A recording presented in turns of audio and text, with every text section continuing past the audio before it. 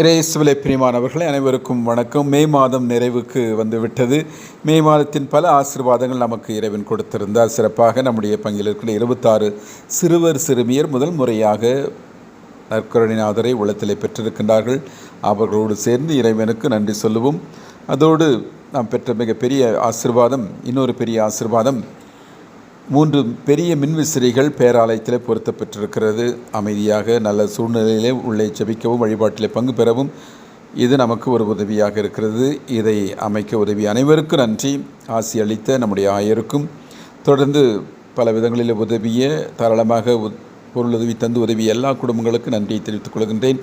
இந்த பணியை முன்னின்று நடத்திய நம்முடைய பங்கு பெற உறுப்பினர்கள், சிறப்பாக உபத்தலைவர் திரு ரொசாரியா அவர்களுக்கும், திரு ஞானம் அவருடைய உடன் உழைப்பாளர்களுக்கும், எலக்ட்ரிஷியன் அவர்களுக்கும் என்னுடைய நன்றியை தெரிவித்துக் கொள்கின்றேன். அதே போன்று திரு சீனிவாசன் அவரும் இந்த இரும்பு பணிகளெல்லாம் செய்து முடித்தார். அவருக்கும் நன்றி. ஆசீர் கடவுள் அனைவரையும் நிறைவாக ஆசிர்வதிப்பாராக. அன்புக்குரியவர்களே, கஸ்பா புனித அந்தோனியார் ஆலயத்தினுடைய விழா ஏற்பாடுகள், ஆண்டு விழா ஏற்பாடுகள் நடந்து கொண்டிருக்கிறது. அதில் மிக முக்கியமாக சிற்றாலயத்தில் 6 டன் ஏசி பொருத்தப்பட்டிருக்கிறது. முகப்பில் ஏர்கட்டரும் பொருத்தப்பட்டிருக்கிறது.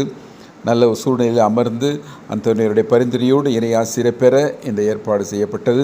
இதற்கு உதவிய அனைவருக்கும் நன்றி. ஆசி அளித்து நம்மை ஊக்கப்படுத்திய ஆயருக்கும் நன்றி. இதற்கு உதவிய, தாராளமாக உதவிய எல்லா அந்தோனியருடைய பக்தர்களுக்கும், அங்கே இருக்கின்ற குடும்பங்களுக்கு நன்றி. சிறப்பாக இந்த விழா குழுவினர் ஒவ்வொருவருக்கும் நன்றி. கஸ்பா பகுதியில் இருக்கின்ற 6 அன்பியங்களுடைய பொறுப்பாளர்கள், அந்த பங்கு பெற பிரதிநிதிகள், அங்கே இருக்கிற குடும்பங்கள் ஒவ்வொருவருக்கும் நன்றி. இறைவன் உங்கள் நல்ல உள்ளத்தை நிறைவாக ஆசிர்வதிப்பாராக. விழா 1ஆம் தேதியிலிருந்து கொடியேற்றத்தோடு ஆரம்பமாகின்றது.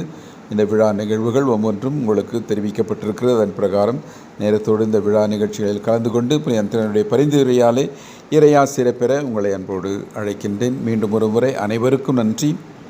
தொடர்ந்து அந்தோனியருடைய பரிந்துரையாலே எல்லா ஆசிரும் பெற இறைவன் உங்களை நிறைவாக ஆசிர்வதிப்பாராக. தந்தை, மகன், தூய ஆவியின் பெயராலே ஆமீன். முதல் நாள் 1ஆம் தேதி பக்சர் மறைமாவட்டத்தினுடைய ஆயர் மேதகு முனைவர் அருள்முனைவர் ஜேம்ஸ் சேகர் அவர்கள் கொடியேற்றி விழா நிகழ்ச்சிகளை ஆரம்பித்து வைக்கின்றார். தொடர்ந்து ஒவ்வொரு நாளும் சிறப்பு நிகழ்வுகள் இருக்கிறது.